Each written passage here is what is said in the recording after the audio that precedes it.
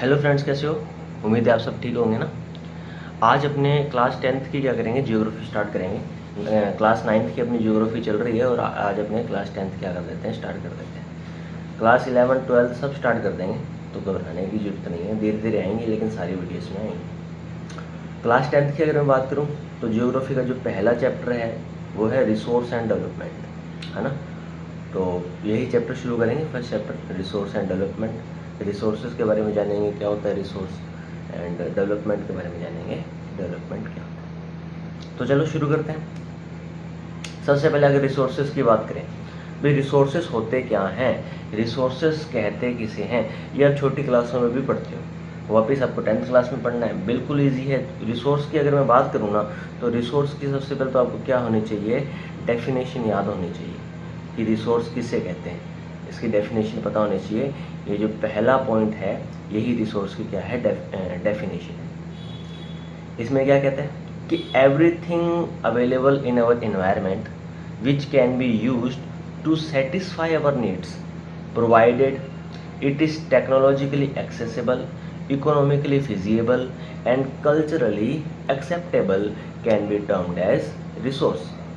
मतलब कहने का मतलब यह है कि हमारे एनवायरनमेंट में, हमारे नेचर में उपलब्ध वो सारी की सारी चीज़ें जो हमारी नीड्स को क्या करें, सेटिस्फाई करें, वही क्या है, रिसोर्स है। दोबारा सुन लो कि हमारे एनवायरनमेंट, हमारे नेचर में उपलब्ध यानी अवेलेबल वो सारी की सारी चीज़ें जो हमारी नीड्स को क्या करें, फुलफिल करें, वो क्या है, रिसोर्स है।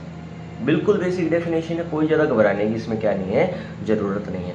लेकिन इसके साथ 3 शर्तें हैं। पहली है कि टेक्नोलॉजिकली एक्सेसिबल हो, दूसरा है इकोनॉमिकली फिजिएबल हो, तीसरा है कल्चरली क्या हो, एक्सेप्टेबल हो। पहली शर्त क्या है, टेक्नोलॉजिकली एक्सेसिबल। भाई रिसोर्सेज तो हमारे एनवायरनमेंट में हैं, लेकिन हमारे पास टेक्नोलॉजी नहीं है निकालने की, तो काहे के रिसोर्स हुए, हम तो यूज़ ही नहीं कर सकते। इकोनॉमिकली फिजिएबल, चलो हमारे पास टेक्नोलॉजी की है, हमने टेक्नोलॉजी डेवलप कर ली, लेकिन उस टेक्नोलॉजी को इनएक्टिव करने के लिए, मतलब उस टेक्नोलॉजी को लगाने के लिए ना हमारे पास पैसा ही नहीं है, हम इकोनॉमिक कैपेबल ही नहीं है, तो भी कोई फ़ायदा नहीं है। चलो हम इकोनॉमिकली कैपेबल भी हैं, टेक्नोलॉजी भी है हमारे पास, लेकिन निकालने के बाद हमारे कल्चर ही उसको एक्सेप्ट नहीं कर रहा, हमारे कल्चर को ही वो कबूल नहीं है, तो काहे का फिर वो रिसोर्स हो गया। तो रिसोर्स में 3 शर्तें हैं कि ये टेक्नोलॉजिकली एक्सेसिबल हो, इकोनॉमिकली फिजिएबल हो और साथ साथ में क्या हो, कल्चरली क्या हो, एक्सेप्टेबल। तो वही चीज़ क्या है, रिसोर्स, यानी everything is available on the earth which can be use to satisfy our needs provided it is a technologically accessible, economically feasible, culturally acceptable, can be termed as resource. तो इसे ही हम क्या बोलते हैं, रिसोर्स बोलते हैं। ठीक है, आगे देखो ये क्या कहते हैं, the process of transformation of things available in environment involves an inactive relationship between nature, technology and institution। देखो इस नेचर में जो भी चीज़ें अवेलेबल है, हम उन चीज़ों को अपने अकॉर्डिंग क्या कर लेते हैं, ढाल लेते हैं। जितने भी रिसोर्स हैं हमारे पास, उसको हम अपने अकॉर्डिंग ढाल करके फिर ही हम उसको क्या करते हैं, यूज़ करते हैं। और यही तो क्या है, यही तो ह्यूमन और एनवायरनमेंट के बीच का रिलेशनशिप है, जो किस किस पर डिपेंड करता है कि उस एनवायरनमेंट में मिलने वाली उस चीज़ का नेचर क्या है, हमारे पास प्रॉपर टेक्नोलॉजी है कि नहीं है, हमारे पास इंस्टीट्यूशन है कि नहीं है। तो the process of transformation of thing, है ना, उन चीज़ों का ट्रांसफॉर्मेशन जो एनवायरनमेंट में मिलती है या अवेलेबल इन अवर एनवायरनमेंट है, उसको ट्रांसफॉर्म करने के लिए जो ह्यूमन एक्टिविटीज़ करता है वो कुछ चीज़ों पर डिपेंड होती हैं, जैसे नेचर पर, टेक्नोलॉजी पर और इंस्टीट्यूशन पर। तो ह्यूमन और नेचर के बीच की ये हरकतें ही क्या कहलाती हैं, उनके बीच का रिलेशनशिप कहलाता है। थर्ड पॉइंट क्या कहता है, human being interact with nature through technology and create institution to accelerate their economic development. Human being क्या करते हैं, नेचर के साथ इंटरेक्ट करते हैं। कैसे इंटरेक्ट करते हैं, अपनी टेक्नोलॉजी से। एग्जाम्पल मैं देता हूँ, कि बहुत ज़्यादा गर्म इलाकों में जब हमें गर्मी लगती है तो हम एसी का यूज़ करते हैं ना, तो एसी क्या है, हमारी टेक्नोलॉजी है। ठंडे इलाकों में जब हमें ठंड लगती है तो हम हीटर का यूज़ करते हैं, तो हीटर क्या है, एक टेक्नोलॉजी है। यानी ह्यूमन बीइंग ने नेचर के साथ इंटरेक्ट किया विद टेक्नोलॉजी। तो इस तरीके से ह्यूमन बीइंग और एनवायरनमेंट के बीच एक रिलेशनशिप होता है जिसे ह्यूमन एनवायरनमेंट रिलेशन बोल सकते हैं। और ह्यूमन बीइंग अपनी टेक्नोलॉजी की मदद से एनवायरनमेंट के साथ क्या करता है, इंटरेक्ट करता है। और उस इंटरेक्ट को और ज़्यादा तेज करने के लिए, एक्सलरेट करने के लिए हमने बहुत ज़्यादा इंस्टीट्यूशन बना रखे हैं, अलग अलग टाइप के इंस्टीट्यूशन बना रखे हैं, और यही तो हमारे देश को क्या आगे लेके जाते हैं। Human being themselves are essential component of resources. देखो, ह्यूमन बीइंग खुद भी एक रिसोर्स है और एसेंशियल रिसोर्स है, एसेंशियल कंपोनेंट ऑफ रिसोर्स है। आपने रिसोर्स पढ़ा हुआ, कितने टाइप के होते हैं रिसोर्स, कितने टाइप के होते हैं रिसोर्स, होते हैं 3 टाइप के, एक मैन मेड, एक नेचुरल रिसोर्स, एक ह्यूमन रिसोर्स। मैन मेड वो रिसोर्स होता है जिसे ह्यूमन ने बनाया है, और नेचुरल रिसोर्स वो होते हैं जिसे नेचर ने बनाया है, और तीसरा ह्यूमन भी तो अपने आप में एक रिसोर्स है। भाई रिसोर्स आपने क्या सुना था कि everything is available on the earth which fulfil our need. क्या ह्यूमन ह्यूमन की नीड फुलफिल नहीं करता? क्या ह्यूमन ह्यूमन के काम नहीं आता? तो ह्यूमन भी अपने आप में क्या है, एक रिसोर्स है, एक एसेंशियल कंपोनेंट ऑफ रिसोर्स है। They transform material available in our environment into resource and use them. अब ह्यूमन बीइंग क्या करता है, जो भी मटेरियल हमें हमारे एनवायरनमेंट से मिलता है उसको ट्रांसफॉर्म करता है, उसको इस तरीके से ट्रांसफॉर्म करता है कि वो यूज़ में ले सके, और फिर वो उसको यूज़ करता है। तो ह्यूमन बीइंग ही रिसोर्स की इंपॉर्टेंस बनाता है। ह्यूमन बीइंग को पता है कि कौन सी टेक्नोलॉजी लगा के किस तरीके से रिसोर्स को यूज़ करना है। जैसे हम गोल्ड की माइनिंग करते हैं, तो गोल्ड की माइनिंग में डायरेक्ट गोल्ड के पत्थर तो निकलते नहीं, मिट्टी के अंदर छोटे छोटे टुकड़ों में गोल्ड निकलता है। तो ह्यूमन की वो टेक्नोलॉजी है ना, कैसे मिट्टी को अलग करना है, कैसे गोल्ड को अलग करना है, नहीं तो हमारे लिए गोल्ड की इंपॉर्टेंस ही नहीं है। तो उस टेक्नोलॉजी को लगा के ह्यूमन बीइंग ने मिट्टी से गोल्ड अलग करा, देन उस गोल्ड की हमारे लिए क्या हुई, इंपॉर्टेंस हुई। तो वापस से एक बार जान लो रिसोर्सेज क्या होते हैं, कि everything is available on the earth which fulfil our need is called resource. यानी इस एनवायरनमेंट में सारी की सारी वो चीज़ें जो हमारी नीड को क्या करें, फुलफिल करें, वो क्या है, रिसोर्स हैं। बकायदा 3 शर्तें लगती हैं इस पे। एक है टेक्नोलॉजी एक्सेसिबल होना चाहिए, दूसरी है इकोनॉमिकली फिजिबल होना चाहिए, और तीसरी है कल्चरली एक्सेप्टेबल होना चाहिए। ठीक है, नेक्स्ट स्लाइड की अगर मैं बात करूं तो क्लासिफिकेशन ऑफ द रिसोर्स आ जाएगा, कि रिसोर्सेज का क्लासिफिकेशन कैसे किया गया है। हम किसी भी चीज़ का क्लासिफिकेशन क्यों करते हैं, उसकी स्टडी के लिए, है ना। क्लासिफिकेशन जब हम किसी चीज़ का करते हैं तो उस चीज़ की स्टडी करना आसान रहता है। जैसे कई बार स्कूल्स में सेक्शंस बटे होते हैं। सेक्शंस क्यों बटे होते हैं क्लासों के, ताकि क्लासों को समझाना आसान रहे। एक ही क्लास में 100 बच्चे बैठे हैं, 150 बैठे हैं, थोड़ा मुश्किल होती है। उसी क्लास को 4 सेक्शन में अगर हमने बांट देंगे तो 30-30 या 40-40 का ग्रुप बन जाएगा, तो बच्चों को समझाना आसान रहेगा। तो ईजीनेस के लिए हम रिसोर्सेज का या फिर किसी भी चीज़ का क्या करते हैं, क्लासिफिकेशन करते हैं। तो इसी तरीके से रिसोर्सेज को कुछ टाइप में क्लासिफिकेशन किया गया, और वो अलग अलग बेसिस पे किया गया। जैसे किस किस बेसिस पे, कैसे कैसे क्लासिफाइड किया गया। सबसे पहले अगर मैं बात करूं on the basis of origin, यानी ओरिजिन किसे कहते हैं, जहां से रिसोर्स शुरू होता है, जहां से उसकी उपज होती है, जहां से उसका ओरिजिन होता है। ओरिजिन यानी जहां से वो पैदा होता है। तो on the basis of origin resources are divided into the 2 parts.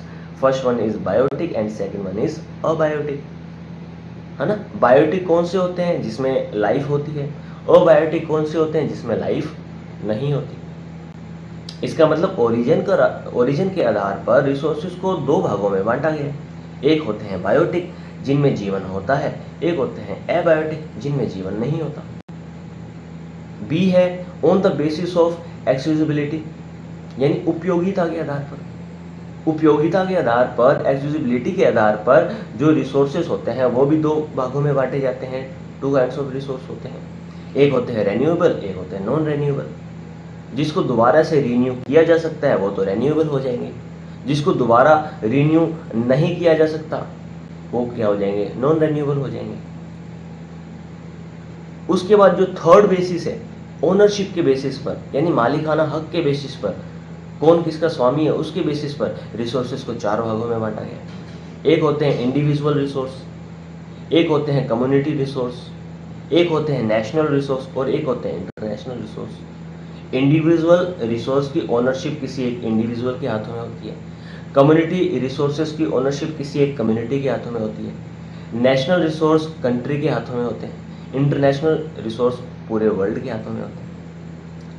इसी तरीके से जो डी पॉइंट आता है on the basis of status of development, यानी कोई रिसोर्स कितना डेवलप हो चुका है, डेवलपमेंट के स्टेटस के आधार पर भी रिसोर्सेज को कुछ भागों में बांटा गया है। इसमें first one is potential resource, यानी पोटेंशियल का मतलब क्या हुआ, प्रॉपर संभावना है उस रिसोर्सेज का यूज करने की या फिर उस रिसोर्सेज को निकालने की हमारे देश के पास प्रॉपर संभावना है, लेकिन अभी निकाला नहीं गया है, तो वो पोटेंशियल रिसोर्स हो जाएंगे। डेवलपमेंट स्टॉक हो जाएगा, यानी हमारे पास एक हो जाएगा डेवलप, एक हो जाएगा स्टॉक, एक हो जाएगा रिजर्व। डेवलप यानी हमारे पास प्रॉपर डेवलप वो रिसोर्स हो चुके हैं। स्टॉक जैसे दुकानों में स्टॉक होता है ना, गोदामों में भरा होता है, ऐसे हमारे पास स्टॉक में भरा हुआ है, वो अभी मतलब यूज़ हम कर नहीं रहे हैं उसको। एक होता है रिजर्व्स, ये भी वैसा का वैसा हो जाएगा, एक एक करके अपने सारे कर लेंगे। तो कुछ बेसिस के आधार पर रिसोर्सेज को अलग अलग भागों में क्या करते हैं, क्लासिफाइड करते हैं। तो ये वही था क्लासिफिकेशन ऑफ द रिसोर्सेज। यहाँ पर आपको ये चार्ट दे रखा है ना, आप इसकी मदद से भी समझ सकते हैं कि कैसे रिसोर्सेज को अपने इस चार्ट के अनुसार बांटेंगे, है ना। रिसोर्सेज दो प्रकार के होते हैं, एक नेचुरल रिसोर्स है, एक ह्यूमन रिसोर्सेज। नेचुरल रिसोर्सेज को फिर फर्दर टू भागों में क्लासिफाइड किया जाता है, एक होता है रेन्यूएबल होता है, एक नॉन रेन्यूएबल होता है। रेन्यूएबल को आगे दो भागों में डिवाइड करेंगे, एक कंटिन्यूस रिसोर्स होते हैं जो कभी ख़त्म ही नहीं होते, जैसे विंड वाटर हो गया।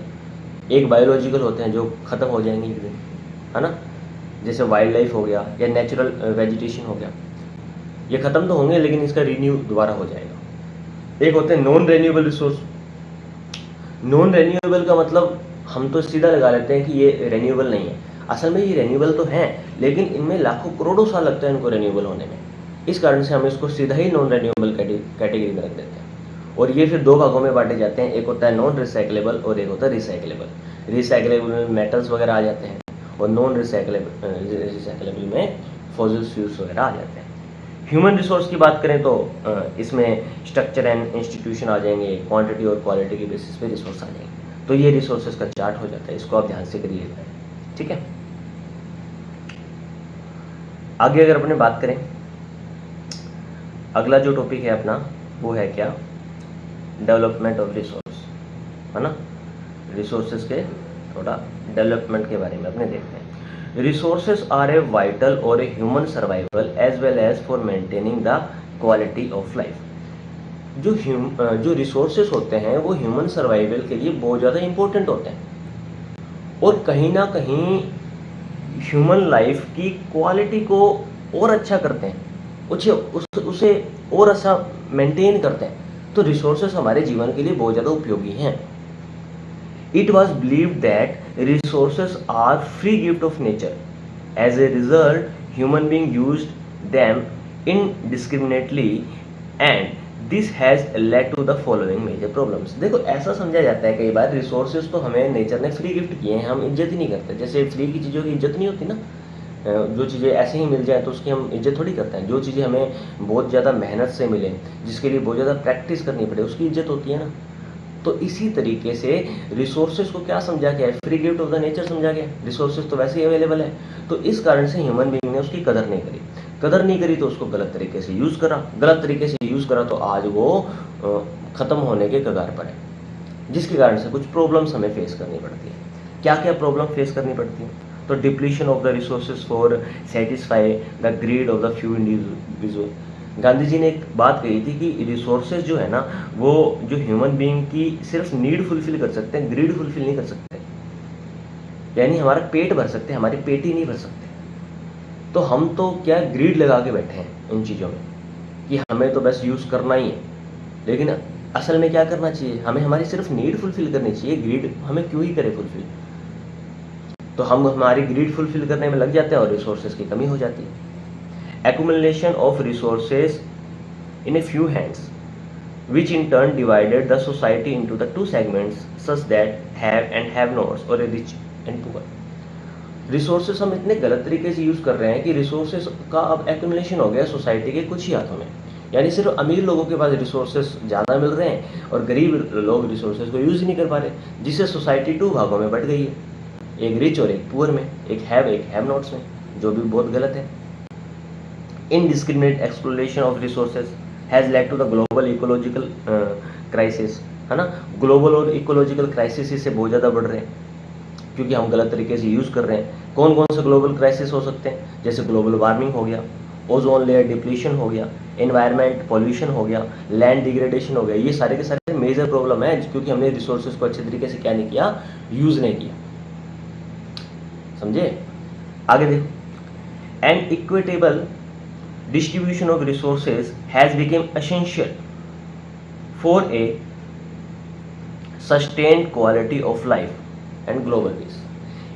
इसी कारण से समझा जाता है कि अगर रिसोर्सेज का इक्वली डिस्ट्रीब्यूशन होगा, रिसोर्सेज समाज के कुछ हाथों में नहीं होंगे जबकि हर एक जगह रिसोर्सेज हर एक हाथों में होंगे, तो इससे सस्टेनेबल डेवलपमेंट होगी।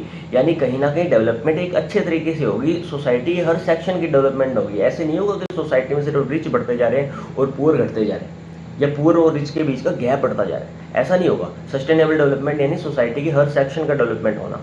हम भी डेवलपमेंट इस तरीके से करें कि हमारे फ्यूचर में आने वाली जनरेशन को कोई नुकसान ना हो। इन the present trend of resource depletion by few individual and the countries continues, the future of our planet in a danger, है ना। अगर इसी तरीके से हम रिसोर्सेज को यूज़ करते रहे तो कहीं ना कहीं हमारे प्लेनेट का फ्यूचर तो डेंजर में ही है ना, नुकसान ही होगा हमें। Therefore, resources planning is essential for the sustainable existence of all forms of our life. Sustainable existence is a component of sustainable development, है ना। तो सस्टेनेबल एग्जिस्टेंस ही क्या किसका कंपोनेंट है? सस्टेनेबल डेवलपमेंट का। तो हमें सस्टेनेबल डेवलपमेंट पे फोकस करना है, रिसोर्स को अच्छी तरीके से यूज़ करना है, रिसोर्सेज को इस तरीके से यूज़ करना है कि आने वाली जनरेशन को भी कोई नुकसान नहीं होना चाहिए। समझे? अगर अपने नेक्स्ट बात करें सस्टेनेबल डेवलपमेंट की, है ना, तो सस्टेनेबल डेवलपमेंट होता क्या है? तो ये जो आप देख रहे हो ना, ये बहुत ज़्यादा इंपॉर्टेंट है ना। यहाँ से एग्ज़ाम में क्वेश्चन आता ही आता है, तो इसको आप अच्छे से कर लेना, है ना। इसको अपने नोट्स में भी क्या कर लेना, लिख लेना, ठीक है। सस्टेनेबल डेवलपमेंट क्या होता है, तो इसकी डेफिनेशन आप ध्यान से करना, है ना। इस वीडियो में अपने सस्टेनेबल डेवलपमेंट तक ही करेंगे, उसके बाद नेक्स्ट वीडियो में करेंगे, लेकिन ये सस्टेनेबल डेवलपमेंट आप अच्छे से करो। होता क्या है आखिर ये सस्टेनेबल डेवलपमेंट? देखो, sustainable economic development means development should take place without damaging the environment and development in the present should not compromise with the needs of the future generation. यानी सस्टेनेबल डेवलपमेंट एक ऐसा development है जिसमें हम environment को नुकसान किए बिना डेवलपमेंट करते हैं और साथ साथ में हम हमारी फ्यूचर की जनरेशन की नीड्स के साथ कोई कॉम्प्रोमाइज़ नहीं करते। यानी इस प्रकार का विकास, ऐसा डेवलपमेंट जिसमें हम डेवलपमेंट कर रहे हैं लेकिन हमारे एनवायरनमेंट को कोई नुकसान नहीं हो रहा, ये है पहली शर्त। दूसरी शर्त ये है कि हमारी फ्यूचर में आने वाली जनरेशन को भी उनकी नीड्स को भी कोई नुकसान नहीं हो रहा। भाई हमारी फ्यूचर में जनरेशन आएंगी, आपके भी बाल बच्चे होंगे, तो उनको भी तो रिसोर्सेज चाहिए ना, तो उनके लिए रिसोर्सेज कम नहीं पड़ने चाहिए। तो दो शर्तें हैं सस्टेनेबल डेवलपमेंट में। पहला तो हम हमारे करंट एनवायरनमेंट को नुकसान ना करें, दूसरी हम हमारी फ्यूचर की जनरेशन की नीड्स के साथ कोई कॉम्प्रोमाइज़ ना करें, उनके लिए भी प्रॉपर रिसोर्सेज छोड़ें। तो ये सस्टेनेबल डेवलपमेंट बहुत इंपॉर्टेंट है और इसकी डेफिनेशन आपको लिखनी ही है अपने नोट्स में, ठीक है। तो सस्टेनेबल डेवलपमेंट क्या होता है, मैं दोबारा से पढ़ देता हूँ। Sustainable economic development means development should take place without damaging our environment, हमारे एनवायरनमेंट को कोई नुकसान ना हो, and development in the present should not compromise with the needs of the future generation. यानी फ्यूचर जनरेशन की नीड्स के साथ किसी प्रकार का कोई भी कॉम्प्रोमाइज़ नहीं होना चाहिए। तो इस तरीके से हमने ये 10th चैप्टर शुरू कर लिया है, 10th क्लास का फर्स्ट चैप्टर शुरू कर लिया है, ठीक है। और धीरे धीरे हम 10th और 9th दोनों क्लासेस को लेके चलेंगे।